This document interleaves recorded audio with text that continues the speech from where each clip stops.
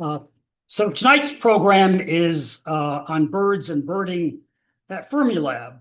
And this is a very timely topic because over the last couple of weeks, many birders have been out to Fermilab to see a relatively rare bird for DuPage County, which is the loggerhead shrike. So how many people have gone out to Fermi to see it? Okay, there's a couple people anyway. But I know it's based on eBird. There's been quite a few people that have gone out. So hopefully they'll stick around and nest because there's lots of nice, good habitat there at Fermi, which they're over by the buffalo feed. Yeah. So so luckily that's the subject of tonight's talk. Birding and habitat management at Fermilab. Our speakers for tonight are two experts on the birds of Fermilab. First up is Wally Levernier, who is a senior ecologist at Fermilab and is responsible for restoring and managing the natural areas on site. He has over 20 years of habitat restoration experience and has been at Fermilab since 2018. So Wally is going to talk about the natural areas restoration at Fermi, and in particular, some current projects on habitat management for grassland birds and shrubland birds at the site. And then after that, Glenn Perricone, our own illustrious member, who's a bird monitor at Fermilab and has been a formal monitor for going on 12 years now. He's going to talk about some of the key birds that are at Fermi, including the status of the bald eagles there and ospreys. And then Glenn is going to also talk about some of the ins and outs of Fermilab in terms of where you can go and what you need to get in, and the fact that you'll be subject to strip searches when you go in pretty soon. So with that, I'll turn the program over to Wally.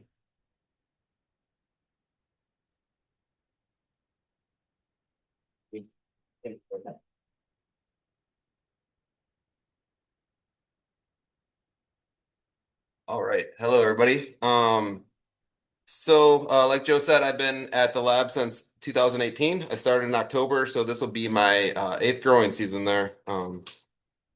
So a quick introduction to Fermilab if you haven't been there or don't know much about it. It is America's particle physics and accelerator laboratory. And that's basically what all of the projects and research are at the lab. There are a bunch of employees. Over 4,000 visiting scientists use the facilities. It's represented by over 50 countries. And the lab, importantly for our discussion, is 6,800 acres. So it's a pretty large amount of land. And then here's the lab's vision. I'm actually not going to read it. I'll leave it there for a second because I'll stumble over it for sure. So that's just a really brief history of the lab, or not history, but intro to the lab. So as far as the natural areas are concerned, my group manages, and well, we depend on a bunch of other people for everything that we do. So not just my group, but we manage about 2,600 acres of the area at the lab. So that's about 40%. All the ecosystems you see here: prairies, woodlands, savannas, shrublands, and then grasslands. So prairies are kind of a subset of grasslands. Been recognized by Chicago Wilderness for our work, for restoration work. It is a lot of work to manage these areas, but you can see if you look at the campus footprint, there's a lot of areas that we're managing as natural areas, and it's a lot of great bird habitat, as you'll hear from Glenn. Color coding on that map? What you said in the Oh yeah, actually the color coding didn't. Great, I'll explain that real quick. I didn't even so on the so the darker orange color, that's all restored prairie. The lighter kind of yellow color, that is grassland. The darker green is forested. Lighter green is savanna. And then if you look between the two lakes on the east side, whatever color that is, orangey, that's the shrubland areas on site. So sorry about that. there's usually color coding, and it must not have transferred over when I transferred the slides, but usually the prairie would be the same color as the community, which helps. So a really brief history of the natural areas. So Dr. Robert Betts is responsible for the prairie restoration at Fermilab. And I'm not going to give you that history. That's a whole nother talk. But in 1975, prairie restoration began at the lab. So last year we just celebrated our 50th anniversary of restored prairies at the lab. Those are some of the older restored prairies in the country. It's important to note that all of the seed was collected by volunteers for that original planting within a radius of 50 miles. So it's all local seed. And at one point, there was about 1,000 acres of prairie. We think that there was a time frame that was the most amount of restored prairie in the world at any given point, but we're not 100% sure of that. And now we're about, due to projects and things of that sort, we're down to about 850 acres. And we actually just seeded a new prairie 2 years ago. So that's hopefully growing a little bit again. And then also we partner with Fermilab Natural Areas. Everybody that volunteered a couple weeks ago at the lab, that's how you all volunteered, is through a nonprofit volunteer group called Fermilab Natural Areas. They help us immensely. Last year, I think they gave us about 4,500 hours of volunteer time. So that is critical in everything that we do. There's only a few ecologists on site. But we have stewards, which you'll hear more about later, wildlife monitors, that's Glenn, plant of concern monitors. We have work days, annual seed harvests. They can hire interns for us so that we can train the next generation of ecologists, and they can obtain grants mainly to hire those interns. But this is a critical part of how we operate. We really need all the help that we can get. So that's just a really brief, again, that could be presentations upon presentations. So how do you, like, if you want to visit Fermilab, how do you get there? So this is the website. It's just www.fnal.gov. If you type in Fermilab, it'll get you to the website. But up at the top of the screen, you'll see that Fermilab's Batavia site is open to the public. You can actually click on that. And then it'll take you to this page. And then you scroll down to where it says Visit Fermilab. And then you can see there's two areas, the hours and public access under the Fermilab's Batavia site. And then there's also the Fermilab site map. Those are both important, and I'll show you where both of those take you. So the first one will take you to basically the requirements to enter the lab. Under public access to the Fermilab site, you'll see ID compliant identification. You have to have real ID, which is real ID driver's license or a valid passport. There's other options, and that link will take you to those other options. It is a federal site. We have to follow federal rules. It's not really a choice. That's what we have to do. But they try and help you along the way. And then if you click the map link, it will show you very clearly now. The map has changed since the last time I pulled it up, which was a couple months ago. It's very clear those green areas are the public areas. Those are the areas you can be on site. Lucky for you all, there's some really nice birding areas there. So very nice map. They do update those. So I can tell you all the rules, the current rules, but they change. So knowing how to access the rules is the most important part. So anyways, I think the next slide is Glenn. All right. So what makes Fermilab a fantastic birding site is the diversity of habitats. As Wally showed on the first map we saw, there's a lot of different habitats, and those habitats attract a lot of different birds. Even within the restricted areas to the public areas still have a really great smattering of prairie, grassland, wetland, shrubland, woods, savanna, and even butts up against the edge of agricultural areas, which is pretty much all of northern Illinois' habitats in one small site, or 6,000 acre site. And so let's take a look at some of these different areas and the birds that we can find in them going through each birding season, starting with the winter. In the winter, the name of the game is finding open water. And at Fermilab, the public's best options for open water during winter are probably going to be the AEC and Lake Law. Often you hear folks say, oh yeah, park at the Red Barn. The Red Barn is in the village off Sauk Circle. If you park at that Red Barn and walk out, there's going to be a berm, and from that berm, you could look over both of the lakes, and the lakes are generally a great spot to find diving ducks, some dabbling ducks in the winter, but geese, sometimes swans, gulls, and bald eagles. If we continue then west from the village, we'll head down Batavia Road, and there's a little gravel parking lot right before Eola Road. And so just so we have an idea of where that is, can I use the mouse? Maybe not. So if you look there, Batavia Road is that skiddy stretch going east to west, and there's a little blue parking lot there. And that parking lot is it's open for the public to park at. It was formerly the dog training area. We can no longer go out into that area as members of the public. However, there is a bike path along there, and a lot of folks will walk on the bike path, and that is permitted.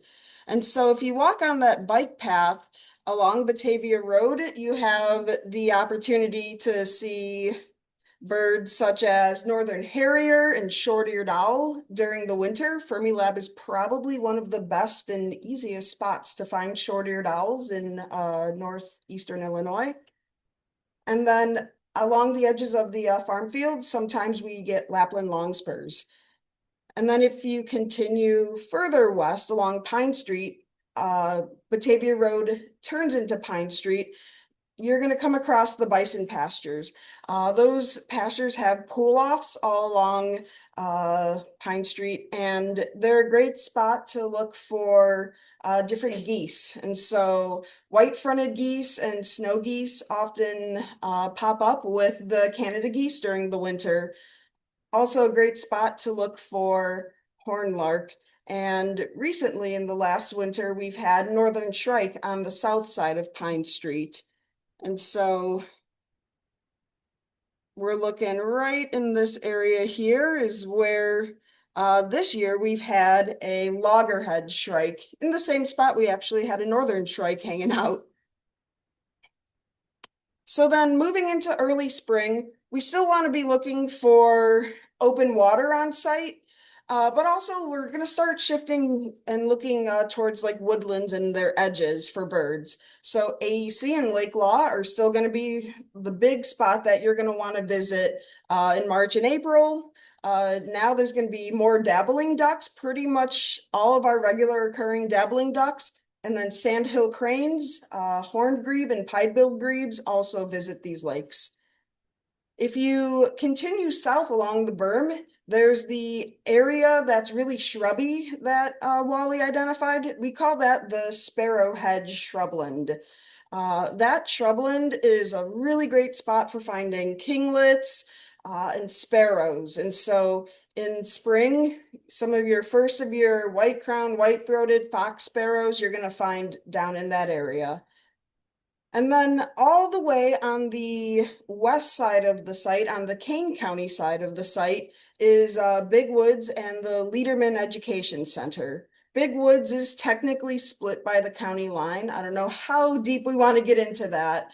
But the woods over there are a really good spot to find, again, many early season migrants, such as brown creeper, winter wren, hermit thrush, and some of these species actually even overwinter in the woods there. As the peak of migration falls upon Illinois, woodland edges and now the grasslands are starting to become more productive. And so that sparrow hedge area, we keep hitting it, That's going to be a great spot to find flycatchers. Sparrows are continuing. And then also we start getting orioles, and in peak migration, we get warblers in there. Especially there's a little oak savanna on the edge of AEC, and that oak savanna is a really great spot for warblers. Continuing to Batavia Road, if you park at that gravel lot and walk along the bike path, there's going to be grasslands on the east side and west side of Eola, and those are a great spot to look for eastern meadowlark, Henslow sparrows, and your first of year bobolinks.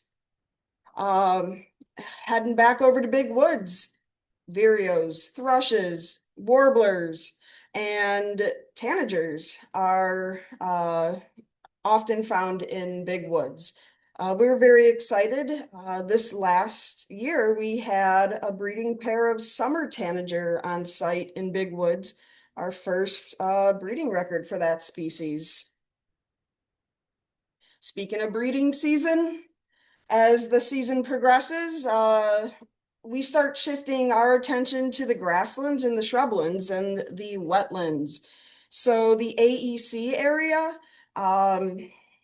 start looking around the edges of the cattails and the wetland areas of AEC, and you might start hearing, especially if you get there right as they allow access in the morning, you might hear soar and Virginia rail. And on year to year, you know, it's not always a given, but we've even had least bittern in there. If you head down into the sparrow hedge area, one of Fermilab's signature birds is the Bell's vireo. It's one of the, again, easiest sites to walk up and hear and maybe even see a Bell's vireo. But during the breeding season, there have been yellow-breasted chats, orchard orioles, brown thrashers, all sorts of shrubland birds down in that area. And then if you head out to Batavia Road and check those grasslands, during the summer, we have breeding sedge wrens, dick sissels, again, bobolink, Henslow sparrows in those grasslands. In the late summer, shorebirds start coming to Fermilab, and so anywhere that there's shallow water or mud flats, sometimes we call those fluddles, you're going to want to start looking for shorebirds. And so AEC and Lake Law, typically what happens is they start to dry up a little bit in the summer heat, and the water recedes and exposes those banks. And we start getting all sorts of sandpipers. And then you also start seeing the young soras kind of getting a little bold and coming out of the cattails. That's probably like August and early September is the easiest time to see a sora. In the fall, same areas as in the spring, you're going to be hitting up sparrow hedge, looking for sparrows, kinglets, finches, flycatchers, and over at big woods, vireos, warblers migrating through. But one group of birds I really want to focus on is at AEC and Lake Law, especially right along the berm, the first week of October, and it's almost like clockwork. We typically get LeConte sparrows and sometimes even Nelson sparrows. And I know those are very highly sought after. So that's a really great place to look for them because they kind of get funneled on that berm, and you can just kind of walk along and they will kind of flush off the berm or pop up in the thin cattail stretch along there. In the late fall, we're starting to look for those ducks again. Any ducks you missed in the spring, you could hopefully get them in the fall. Dabbling ducks are coming back. The diving ducks a little bit later in the season. Sparrow hedge is going to get rusty blackbirds again, other sparrows. Yeah. And so, yeah, there's a lot of great birds that we can find at Fermilab. It really comes down to knowing the time of year to look for them and the habitat that they might show up in. Now, as y'all noticed, I've left out a bird and I don't mean to, but Fermilab's signature bird, if anyone could point to one bird, I think most people would say it is the osprey. At Fermilab, we've had 5 pairs of osprey nesting on site. In addition to those 5 pair of osprey, we've had 1 pair of bald eagle. And so these birds have been nesting on site since 2009. Technically, in the fall of 2008, the first osprey pair showed up and began building a nest and had their first breeding season in 2009, where they fledged young. At the time, the only other osprey in Illinois who were breeding were the ones at Lake Calumet. And so this was a pretty landmark, achievement for birds and bird watching and conservation to have osprey return to Chicagoland. And so since 2009, that nest one has been active every year. We've had a pair return to that nest, to the same platform, or I'm sorry, the same technically telephone pole. So looking at the ospreys that nest at Fermilab, nest one, as I said, since 2009 has fledged 44 young. That's pretty incredible. Now, we can't say for sure if any of the other young were, or if any of the other nests were the young of nest one, but it's a pretty good possibility. In 2013, nest two was built on a nesting platform that was raised at Nepesse Marsh or Dusaf Pond on the east side of the site. So in the village, there's what was once a sewage settling pond, and it's been restored to a little wetland.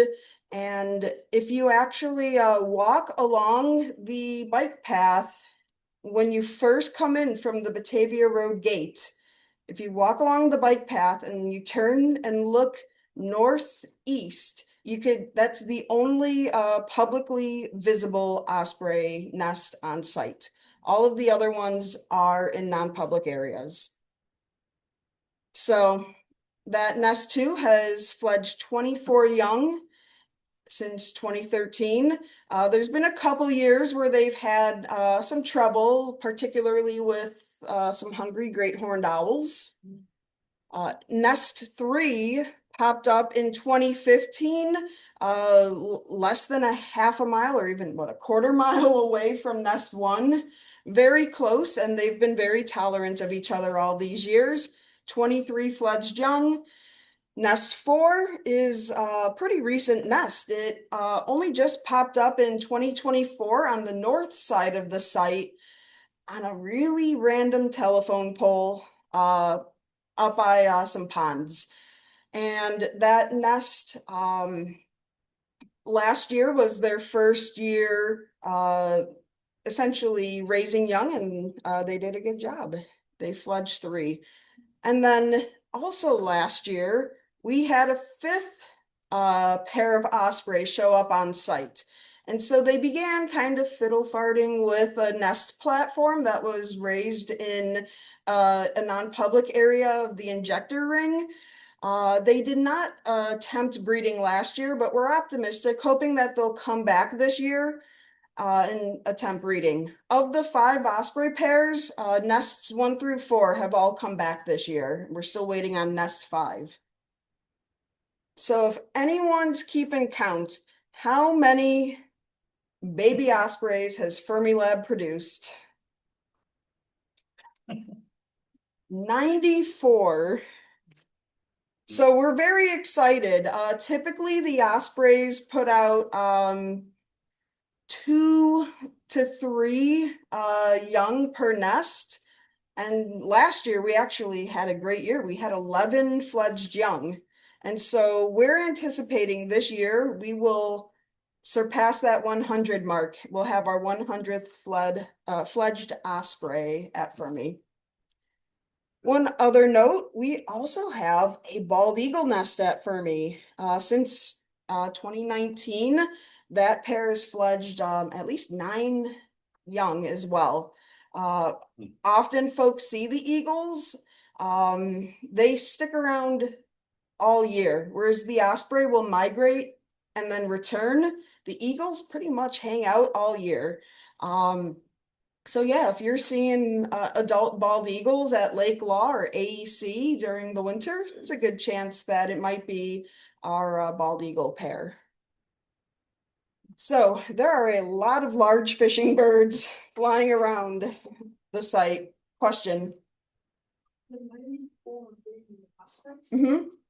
When did you start counting? We started counting from the very first one What in 2009. So we started, yeah, the first successfully fledged young was in 2009. Glenn, Yes. at Fermilab, Mhm. up north, by Craftsway Woods, I forget what that state park's called there. Yeah. Osprey still listening now? So the James Pate ospreys have moved further south from there. They are still at Pratt's Wayne. They're more closer to the ComEd right-of-way that runs along the north-south railroad tracks between Munger and Powis. But there's still a pair up there, and if we're keeping tabs on all the osprey in DuPage County, there's 2 pairs at Waterfall Glen and 1 pair at Warrenville Grove. No? Glenn, if there are Yes. questions, can you please repeat them because we can't always hear the audience? Yeah, so the first question someone asked was just when was the first osprey fledged? 2009 and 94 since. And then somebody asked if the osprey are still up at Pratt's Wayne. There is still a pair up at Pratt's, and then I added that there's 2 pairs down at Waterfall, and there was a pair at Warrenville Grove, but I believe they're just moved down a couple poles. Question. would Fermilab ever permit or consider a webcam? Would Fermilab ever permit a webcam? I don't know. Wally says he does not know. It's something that we've brought up in the past, but it's tricky with federal government. Is it? So. But Mhm. is there a problem with the power companies and the nesting of the osprey on the poles? Because they domed one of the major nesting sites across from Blackwell Mhm. on Butterfield. And they don't want them there. And that's been there for almost 10 years. Quite a long Yeah. time. It's had success. Last year it had 3. Mhm. And they domed it. And Yeah. I mean, are they considering that at Fermilab on any of the poles? So Nest 4, they're talking about moving Okay. because that's a hazard to the ospreys. I mean, so the pole that it's on, the lines are right below the nest. Yes. So, but we know when nesting season starts, they know they can't do anything because Right. of migratory, bird They act. did it over the winter. So so there may be coordination in the future, but they haven't started that yet. But we've talked about getting a platform nearby so that there's an option there and making sure the platform is higher than the poles, so they hopefully prefer that. So I've already started some of that conversation. I think the Forest Preserve should look into that too, to replace that nest that was right across. Yes. Not speaking as a representative of the Forest Preserve or Right. ComEd, my understanding is the tower that the Warrenville Grove osprey were on is technically in the ComEd right of way. And the biggest reason that they had to move that nest is they were actually doing maintenance on that tower. And so after, just with the maintenance, they didn't want the osprey to come back to that tower. Yes. So what kind of trouble do you get into when you go off public? What? So, yes, somebody asked what kind of trouble do you get into when you go into the non-public areas of Fermilab? Um, the biggest thing is that I try to impress upon people is visiting a federal laboratory. And mind you, Fermilab's the only Department of Energy site that allows public access. It this is it's a privilege for us to be able to enter the site and explore and go into natural areas as much as we're allowed to. And going into non-public areas knowingly, that certainly puts that at jeopardy for the rest of birders and just the public in general. The more, bad behavior we see, the more restrictions get placed. And so, I don't know if Wally, you have anything you want to add to that? It would also put Fermilab natural areas at risk. They would be less likely to want to have volunteers on site. So I think it puts a risk to everything. You're not answering the question, I guess. We shouldn't do it, but if some jerk does it, let's say there's something out there I heard about, I want to go out on public land. Yeah. So, And I'm guilty of not there, but I'm certainly trespassed like crazy in places to find something. That's the question. so to answer your question, if you enter a non-public area, you'll likely you'll get flagged down by security pretty quickly, and they're gonna ask for your identification, and from there they will escort you out of that area. Depending on their mood and any lip that we give them, they might escort you off the site. So, yeah. Don't enter the non-public areas. It's You might get on the blacklist the next time you try to enter. Yeah, I also. I would like to add something. This is Dennis. So there are several organizations that have had activities that were performed at Fermilab over the years. There was a horse group, there's dog training groups, things like that. Those people are no longer invited to the lab because they were breaking rules. So, if you want to be the one who can claim the victory of having birders excluded from the lab, that's on you. So the best thing to do is to follow the rules. It's just common sense. The way to find out is go down a road, or, but no, there's a stream that comes in to the lake. And it had access and it had a parking lot there.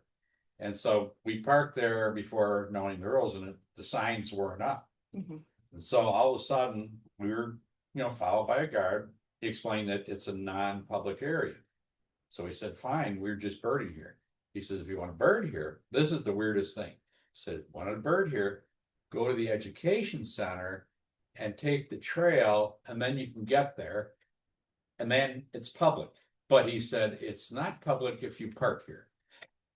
So they have an odd set of rules confining that, because it's like we did that. Oh, this was years ago when they first started coming up with these confined areas. What I can say is, for the most part, all of the non-public areas and access to them is very clearly marked as non-public. Yeah. I had a question. You mentioned where all the other nests were at. Where's the eagle nest at? Ooh, the eagle nest is in a non-public area.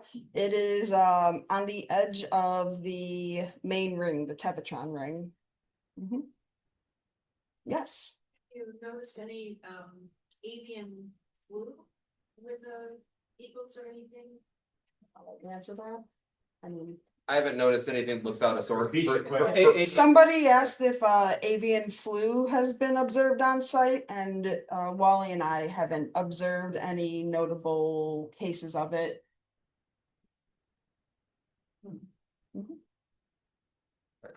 Alrighty.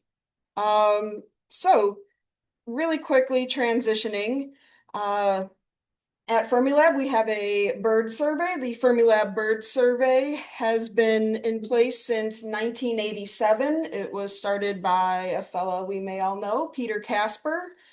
The Fermilab Bird Survey is a weekly bird species occurrence survey. And so each month of the year is broken into quarters, and each quarter, or essentially each week, we go on site and we are essentially documenting presence or absence, just simply presence or absence of each and every species on site.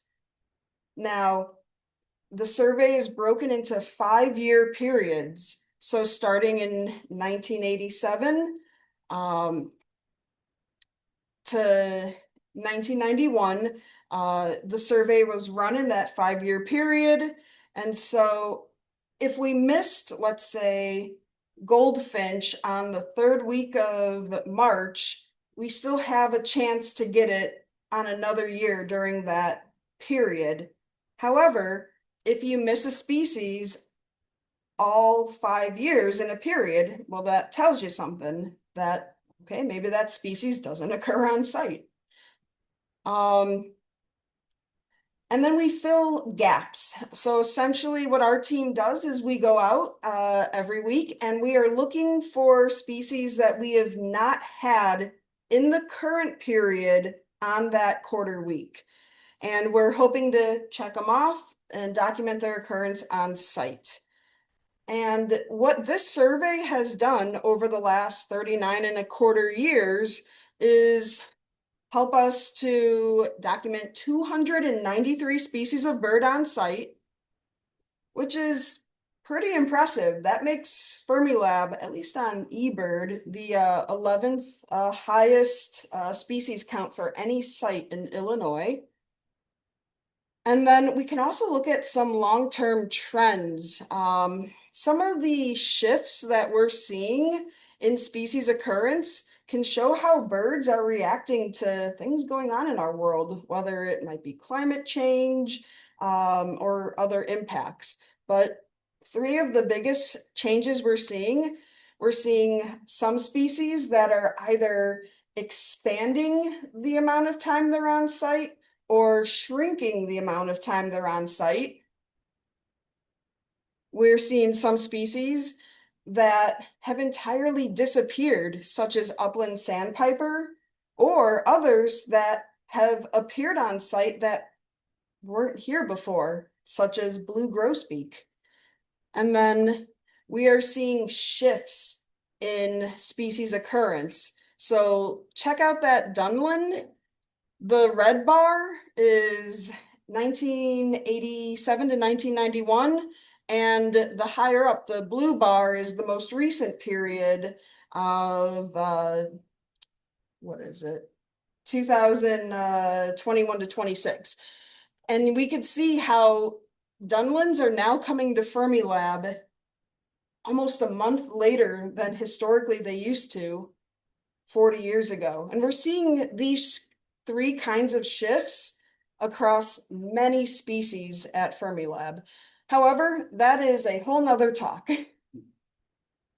The really important thing with this bird survey is not only is it showing us that birds are changing their behavior and when they're here, it also allows us to inform Wally's crew where the birds are, what habitats they're utilizing, and if there is a particularly sensitive or important breeding bird on site, then we can partner and chat with Wally's team and perhaps make plans to protect that bird's breeding status that year or long term.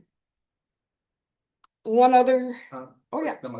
Go back to on the chart, the blue is the most recent. Correct. Okay, so an upland showed up in 26. We did have an upland sandpiper show up last year. Wow. Yeah. And then And Wally it disappeared, a bit more about and that. it disappeared for a long period of time since maybe 2000. Yeah. Was the last time it was there. So Yep. almost 26 years. Yeah, so Jerry's noting that upland sandpiper had about a 20-year gap. And then all of a sudden we had a sporadic occurrence of that species on site for just 1 week in the most recent period. Single bird? single bird. Hmm. Mhm. Oh, you got a little turquoise there. There is another little sporadic So occurrence. yep. All right. So if you are interested in exploring this data, you can find it at www.fermilabbirds.com. This will allow you to look at the bird list. So every species, all 293 that have been on site. And then you can also look at Christmas count and spring count data for Fermilab and DuPage County. That's up there as well. One last thing I want to mention before handing it back to Wally, the BCN breeding bird survey also takes place at Fermilab. So BCN has a monitor that keeps track of multiple points at Fermilab, monitoring those grassland points, just like the Fermilab bird survey gives Wally and his team the information that they need to make more informed habitat management decisions. And so with that, I'm going to hand it back to Wally. All right, so we have two specific bird projects that we'll talk about that we've been working on for, I don't know, since I think the Eola grassland started about 2020, maybe 19. So the intent on this project is so if you go into the site from the east side, it's Batavia Road, and then that north-south road there is Eola Road. So that's the short-eared owl area. So the issue there was it is getting really brushy, or has been getting really brushy. There are some tree clumps in there. So the object of this area it's about, I think it's about 200 acres. Is to create suitable nesting habitat for birds. It is Eurasian grasses, brome and fescue and reed canary grass, and not many native species in there. But as far as nesting habitat for grassland birds, that's okay. So this is our predominantly just bird-centric project, and we're trying to create structural diversity of the grassland to accommodate more than just one species of the grassland birds. Grasshopper sparrows, Henslow sparrows, bobolinks, they all have different preferences. So what we're doing, and this is an old picture, so on the east or the west side of the road, you can see there's darker areas and lighter areas. So we have areas that are mowed frequently throughout the breeding season. We start before the birds are nesting. And then we mow every couple of weeks to try and keep it as low as possible, to try and starve the roots of those shrubs. Glenn has gone out and checked independently during the growing season and found no signs of nesting birds. So it doesn't seem like we're impacting anything, that it's disturbed enough that we're not, getting decent habitat and getting birds to come in and nest. So the idea there is through this repeated mowing, we also use herbicide, trying to get all of the brush out of there so we actually have suitable habitat for nesting birds. We actually separated out. So one of the issues that we had was we were doing half mowed, half unmowed. But when we got to nesting season, you either mowed half of it at the end of the growing season, and then you started mowing the other half. So there was no tall grasses at the end of the, at the start of nesting season. So we actually started moving into thirds. So we kind of have 1/3 of it should be set with that has more dense grasses that's a little bit taller for specific species, and then we have a little bit less, and then we have the mowed section. So we're trying to create more structural diversity for the birds. And then on the east side of the road, we're doing a similar thing but using prescribed fire. So because we are so far behind on brush management, we started off burning 2/3 of the grassland every year. It might be the central and north unit, and the following year it was a north and south. We've just actually peeled that back to 1/3 every year. Again, trying to use natural means to create structural diversity. Fire actually also really helps with a lot of brush species control. But on both sides, those methods aren't enough, so we do use herbicide application. We wait until after nesting season is over. That also coincides with when brush and shrubs are taking nutrients down into the roots, getting ready for the winter. So it's usually a pretty effective kill. But again, long term, we don't want to, we want to limit that as much as possible and just have this mowing on one side and burning on the other, and just trying to create some structural diversity for birds. So that's a pretty cool project. The bird monitor for BCN actually has points in both of those areas. The west side right now, I think, is trending a little bit better, but I'd say we're still fairly early on. We've been doing this about a half a dozen years now, and it takes time to get the ecosystem right again. But really, in those areas, especially that west side, we're seeing a decent response from the birds. We're seeing sedge wrens, Henslow sparrow, bobolink, dick sissel, all breeding in those areas. So it's at least showing that the birds continue to utilize those habitats. So then the other project, it's actually a side note. On the west side of the site where the public trails are, there's a ton of there's a lot of Henslow sparrows in there too. I'm assuming they're nesting in there. But that's really cool because that's all restored prairie, all native dominated. I think there's also meadowlarks. Yeah, there's some good grassland bird species over there as well. It's not always as consistent as some of these other areas. So then the other main project, which we've been spending a lot of time on recently, is the shrubland restoration. So the issue with this, so I should have probably put an aerial up of 20 years ago. This looked like a grassland with just some shrub clumps in it. So like when we're talking about shrubland, we're talking about mostly herbaceous or grasses and sedges and wildflowers with shrub clumps in it. It's not like a shrub dominated area. So when you're looking at this picture, especially in this west unit, you can see all of that is all brush.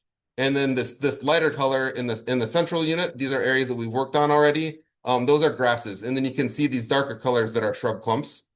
So we're looking for varying size shrub clumps within these grassy areas that give the birds kind of their secretive areas that they want to be in.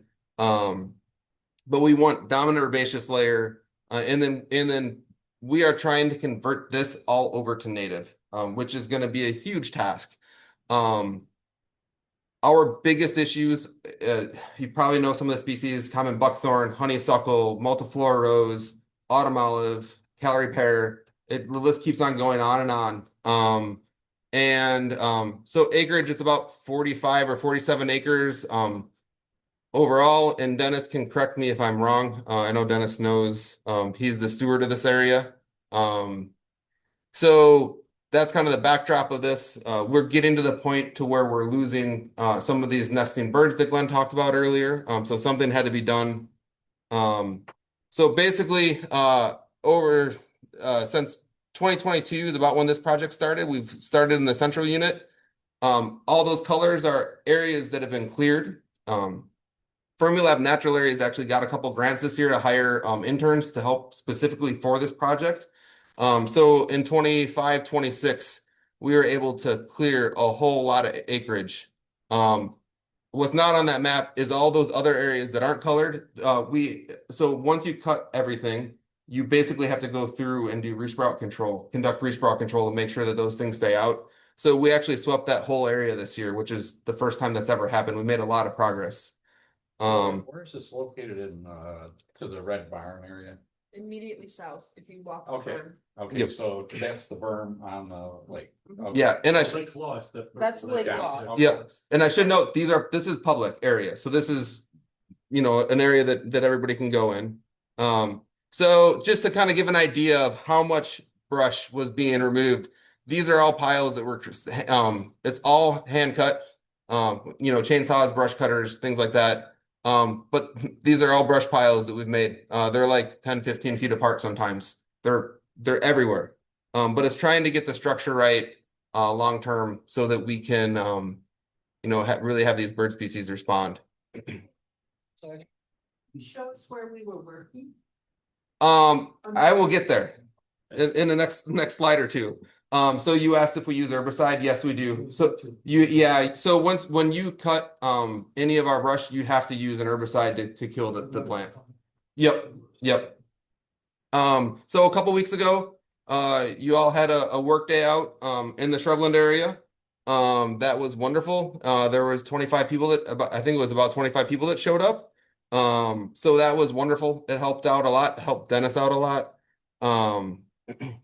And so that workday area is this little I know it sounds small. It was a lot of work, trust me. This little area right here. I think it was 1/2 or 3/4 of an acre, which is really nice for a 2-hour workday. So tools that we're using on for this project, prescribed burning. Long term, we want to get things to where we can manage it without a lot of man hours. Fire kind of resets the system. So we're trying to lean heavily on prescribed burning in the long term. Of course, resprout control. And then I talked about, we're not going to go into it, but there's a whole nother layer of this on the herbaceous and the grasses and wildflowers. There's a whole lot of invasive species as well. So we need to get those out. And then we're reseeding native species. So like I said before, we depend on volunteers. We depend on the roads and grounds crew. We depend on everybody at the lab for us to get anything done. So I appreciate everybody that helps out. And then also, our previous intern was Hannah Willis, and I stole all these slides from her, the sparrowhead slides. She had a presentation before the end of her internship, and so yeah, she made some nice slides. So why not use them? And then finally, I'll end on just a couple pictures. So this is just some pictures of Fermilab. For everybody here, the fun picture on the middle left is a baby woodcock that I not ran into, but saw one year. And then it's just basically out of the nest. Yeah, there's a ton of diversity. Upper right-hand corner is the prairie cicada, which Glenn and Will Pixler discovered on site last year. That's a really uncommon cicada. I think there's like 70 records in iNaturalist. So that was a super cool find. And then, so these were all my pictures. And then the next picture is, oh, sorry, I'm messing things up. The next set of pictures are from one of my colleagues, Erin Hasse. And so these are the pictures that she kind of chose for biodiversity for the site. So there's a lot of cool things at Fermilab, birds and non-birds. What? Butterfly. Yes, those are moths. Curly nymphs. Yeah. Are there any oak savannas on site? Are you trying to make any savanna? Yep, there are. So a lot of our savanna has moved to where it's forested enough that it's more woodland type community. But yes, we do have savanna on the north side of the Bison area is probably our best savanna. There's also a savanna right in the middle of the main ring that's really nice, but that one you can't even see from the public access. So the area that you restored around the lake and that you're restoring here. Mhm. What was the history of that? Was that part of the farmland before Fermi, or was that part of the untouched land? So I mean, in other words, farmers in the area before Fermi had habits of letting it go or farming it all. So yeah, so the question was if the area, the shrubland area, what was the history of that? And it was farmed for a little while. I don't know the exact time frame. It did move over to like just a grass field before some of the other areas did. But it was in agriculture. Probably when it turned to the lab, they just stopped and left it alone because there's still 2,000 acres of agriculture at Fermilab that are active. It's just not an area that made sense to continue being active. Mhm. So it probably started running through some natural succession where it moved to grasses and then shrubs started moving in, and then that's when it became really good shrubland habitat, and then it's progressed too far, so we need to reset it. So are there any native residuals left? So then the follow-up was if there's any native residuals. The answer is really no. I mean there are some things that have come in. There's wild plum. And that's probably an influence of other areas being restored. There are some native wildflowers and grasses. Strangely, there's a lot of ferns in the area. I don't know why, but they're there. Yeah. I'm just wondering if you have any, monarch habitat there. So the question was on monarch habitat, if we have any. We have lots. Lots and lots and lots. We have lots of monarchs on site. Lots of milkweed, lots of common milkweed. I think we have 6 species of milkweed on site. So we're doing all right in that habitat and that area. Matt, I don't know if you have, I see there's a whole bunch of comments. No, it's mostly me chatting with people. Okay, No questions coming in Okay. so far. I'll let you know. Okay. What happened to the peregrine falcons that were? They used to be on Wilson House. Yes. so I don't know if I can answer better if you can. They try, so, They were there during most of COVID. They were on site pretty much weekly.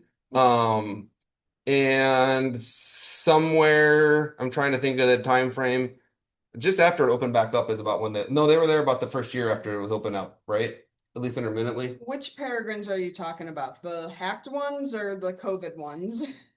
Well, just the birds there being in general, because I remembered when I first started birding in 2012, Okay. so you used to be able to go out there and see them, and they were usually on the tower. But now when you go out there, it doesn't seem to be. The question was, what is the status of peregrine falcons at Wilson Hall? As far as we know, there's never been a successful breeding attempt by the peregrines at Wilson Hall.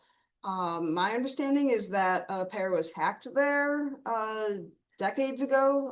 Essentially, a nest was put up there for a pair to attempt to nest, and they did not have any success doing that, and had since left. From time to time, peregrines do show up at Wilson Hall. It's a very large, tall structure that, gives them everything that they are looking for as far as, surveying areas for prey and being able to dive down on birds. And there's plenty of pigeons at Wilson Hall, so there's a food source, but no, we've not had any breeding success with peregrines on site. But you're saying a platform was put up there at one time? Like a long time ago. Yeah. I don't know the date, but yes. Oh, very common. Probably Mary Ann, Yeah. because yes. she hacked them there. She Mhm. hacked them at the, COD here, here. Yeah. just the, From the art center. Mhm. so what is one of the most unusual and rarest birds that you've seen or that has been recorded at Fermilab over the years? Wow. So that I've seen. Oh man, you put me on the spot. I would say probably one of the most unusual is the Gargany duck in 1983, I believe. That one will probably never happen again. Big close to the sites. Oh, yes. As far as, what's been seen on the survey, Peter's had some very fascinating birds over the years. He had what he's pretty confident is the Iceland subspecies of greater white-fronted goose. He's had, we've had neotropic cormorant, we've had scissor-tailed flycatcher. That's probably one of the most interesting birds I've found on site. What's that? Oh yeah, goshawks. And yeah, goshawks have been found on site. They're not unexpected. They're just rare, but not entirely unexpected. But Western kingbird, the entire bird monitoring crew missed that bird, but many members of the public got to see that one. So Dennis was. All three fallow ropes have shown up at Fermilab. oh yeah. Yeah, I mean, we've had just about every species of warbler in Illinois except for Kirtland's and Swainson's. Yeah, there's been a lot of birds. You'll have to go through the bird list and find what you think is the most interesting or rarest or coolest bird. A lot of shorebirds still over the years. Oh yeah, lots of good different shorebirds. We got an online question. All right. What is it about Fermilab that seems to attract more species than we can see at the nearby forest preserves? Is it simply the size, location, and intentionally curating the habitats to accommodate those specific types of birds? It has, so yeah, the question is, why is Fermilab more attractive than other nearby sites? It's a lot of different habitats all rolled into one. It's, what is it, 2,400 acres? Well, so the site is 6,800 acres, so its size and like the agriculture fields do matter because you're picking up the fluddles and you know the row crop that will pick up specific species too. So size and habitat. Yes. Probably isolation too. Yeah, that's another good point. Jerry said isolation as well, and there is quite a bit of development around Fermilab, and so it's a very large oasis. It's not far from the Fox River that birds migrating up or down the Fox don't have too far to hop over to the site. Maybe also more consistent monitoring. Yeah. Well, for a longer period of time than yes. your average forest preserve. And Urs mentioned perhaps it's the consistent monitoring. I think there's something very important to be said about that. The Fermilab bird survey has occurred almost every week for the last 39 years and 3 months, which is incredible. It's got to be one of the longest running bird surveys, occurrence surveys, at least in the country. You know, that's an immense effort. And so when you have monitors coming out every week, then of course birds are getting picked up, but also having the public being able to come out every week, you know, more and more birds are going to be fine. It's really all the vagrants that have your list. Well, yes. So Let's call them something. All right, any other questions? Joe Sandhill cranes nesting. Yes, do we have sandhill cranes nesting? Yes, we've had 1 to 2 pairs nest on site, but I don't know that we've ever had any successful nesting attempts. Really? I don't think we have. I don't think, no, not that I can think of. Say that again. No nesting sandhill cranes? The question was if there's nesting sandhill cranes, and Wally and I agreed that there doesn't seem to be any successful nesting attempts. But they have been on site for many years now, at least We have photographed colts and young. We have photographed colts on. Yes, we've seen colts, but they typically get predated upon. Well, we can't end on that note. There you go. Here's a good one. What is your favorite water bird seen this year? My favorite water bird seen this year. My personal favorite water bird this year would be a female goldeneye that Will, Peter, and I stared at for probably well over a half an hour, trying to turn it into a Barrow's goldeneye. And it was a really strong candidate, and we couldn't 100% get it there. That's my favorite one this year. Wally, do you have a favorite? I don't know. It'd be something more plain. Offhand, I can't think of anything. I haven't spent enough time birding there this year. I don't know. It's always nice when the hooded mergansers come through, so we can go with those.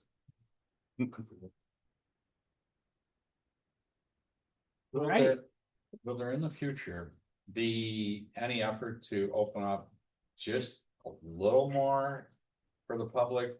You know, like the lake near where the bar was, which I don't think is there anymore, is it? So the question is will there be any effort to increase public access in the future? I don't know. You know, it depends on a lot of variables that are above my pay grade pretty much. Yeah, yeah. So, I don't know, you know, that there's always an effort to, I know it doesn't always seem welcoming, but they do try and, you know, have public areas open. It's great that it's still that way. Yeah.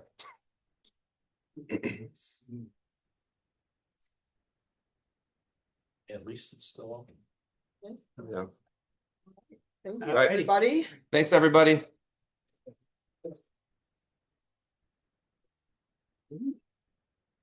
All right, well, you know, we did a round of applause, but thank you to our speakers this evening, and also thank you to Dennis and Joe for putting together a great program. And they've got a really long list of things for us to enjoy this year. They've got basically the whole rest of the program figured out already, way ahead of where I ever got. So yeah, thank you guys. Otherwise, yeah, that'll wrap our meeting for the month. Birds are coming up, so get out there and enjoy. And May's coming around the corner faster than you think, so it's warbler season. So cool. Thank you. Have a wonderful rest of your evening, and hopefully see some of you out there birding.